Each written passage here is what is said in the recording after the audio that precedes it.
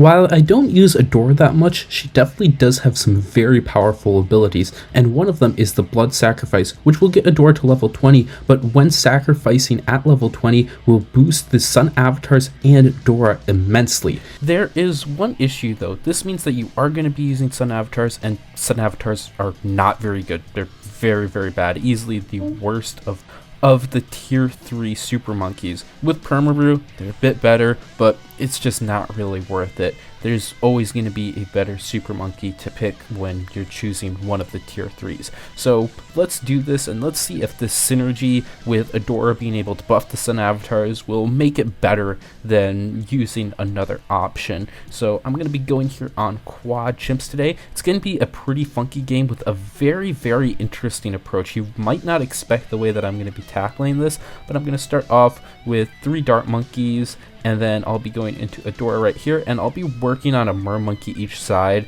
just to be able to beat this early game. I can't really do much in the early game, not until I get triple discount up, so I'm just going to be going for something cheap and reliable that will beat these rounds, and I can sacrifice these, plus they're going to be useful. These mermonkeys in particular are going to be useful to be able to take out round 95 with all those camo purples. The Sun Avatars and Adora will not be able to pop the camo purples, or just the purple part in general. I will have ways to decamo it, so this is going to be much needed. Then for the other tower that I'm going to be grabbing to pop the higher order balloons and the Moab, I'm just going to be getting a Deadly Precision. This thing was buffed recently. It's really, really cheap and actually does a lot better now, so that's nice to see. It's not like a super useful tower. It's not like you're going to be seeing Deadly Precisions everywhere, but it's just a nice option if you're ever in a weird situation like this. And I might get really funky and do a Deadly Precision spam in the near future just for the sake of it. It won't be good by any means, but it will be funny, I can guarantee that. So I'm just going to be going along here. All of these rounds should be pretty simple, and one thing that I guess I'm going to mention now is probably because I'm going to get a comment about it. It's that the Adora Blood Sacrifice will boost other Sun Avatars with Adora included before level 20. So I can use it at level 7 and it'll give a little bit of a boost. But the boost that it gives is not very big and it runs out very, very quickly. But at level 20, once you get maxed out level Adora, this becomes a lot more powerful.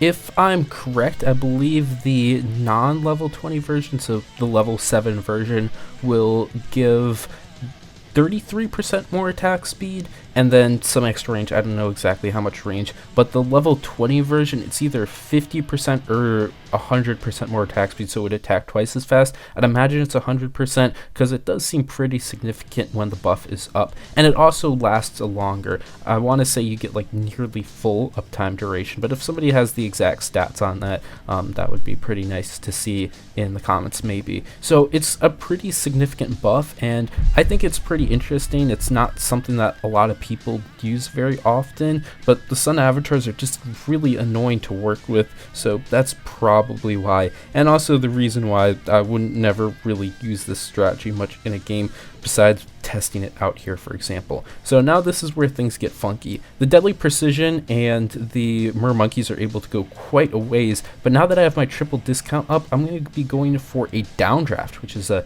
pretty interesting choice. You'd imagine a Moab shove would be better in all these situations, but nope, I'm going to be going for a Chinook, and that's because I don't want to deal with the 6 discount shenanigans. Now, when you're using Adora, you can do 6 discounts because you're going to be sacrificing them for Adora levels, so you just can get all the discounts you want and sacrifice them later, but this just becomes really, really annoying, and instead I can go for the Chinook and then just sacrifice the Chinook to get level 20 Adora. I'm going to need to be sacrificing a lot, so it makes sense that a whole Chinook will not even be enough, so I might as well just do that, get my triple discount up the top, discount everything, Chinook it down, and just work with that. I also can sacrifice the Deadly Precision, the mermonkeys later down the line. I need to keep one of them to be around 95, so just stuff like that. And also with that in the process, this mid game is going to be a lot better, and also a lot more efficient because I don't have to buy a few extra things to beat it, because with the 6 discounts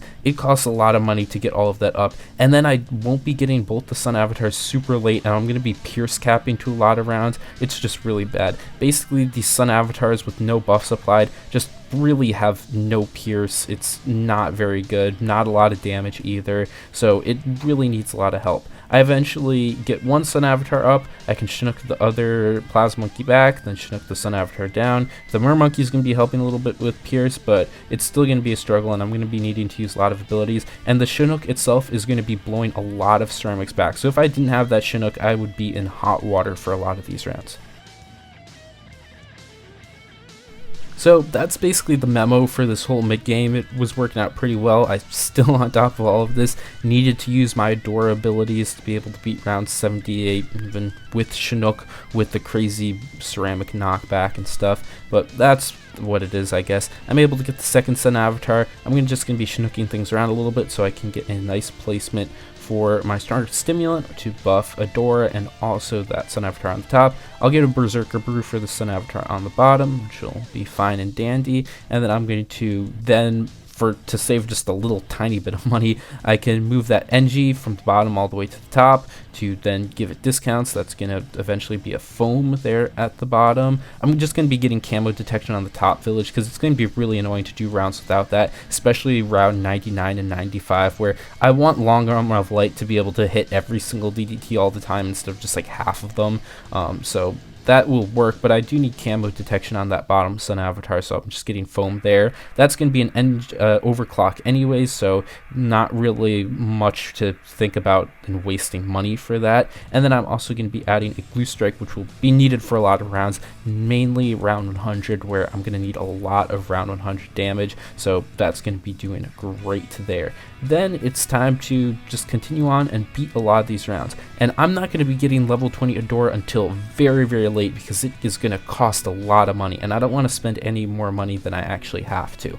The Chinook is going to be nice, but once I sacrifice to level 20, I'll be missing out on the Chinook, so I'm just going to really kind of be in trouble for a lot of these rounds. The ceramics are getting through, the ZOMGs don't really die that fast, BFBs kind of get too far, more far than I like, honestly, and the DDTs are also just a bit of pain. Basically everything is a pain, and overall, if you can't really tell, this just is not a good setup. I don't have that super buffed sacrifice yet, so I can't really do much until I get level 20, and it's just kind of a nightmare. So basically, if you want the rundown, this strategy is not good. It is not good. Just maybe avoid it.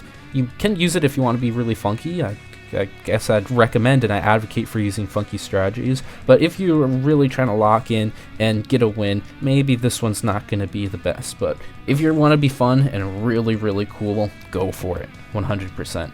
If I recall, 94 here was the hardest round. It just took a long time to beat with the restraints that I had. Still no level 20 Adora, and I'm going to be doing 95 without level 22.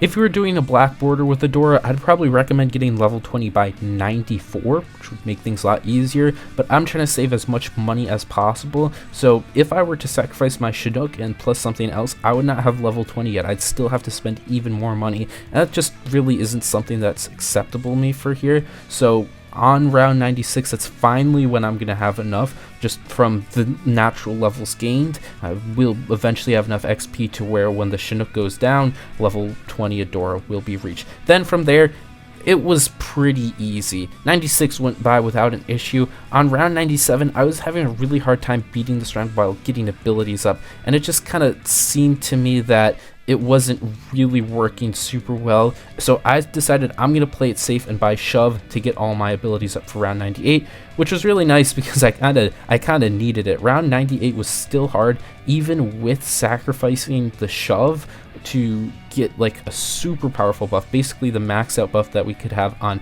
everything.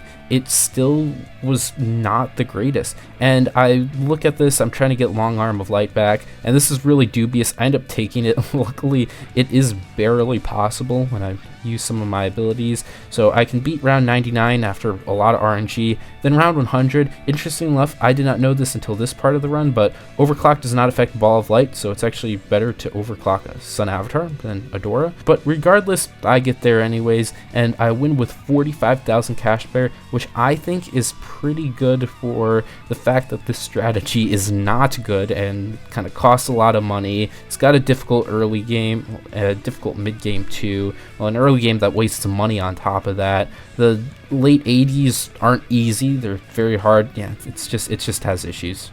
Thanks for watching. If you want to help out the channel, you can check out these new videos, like and subscribe for more content, support the channel by becoming a member, and joining the Discord to chat with the community. Bye!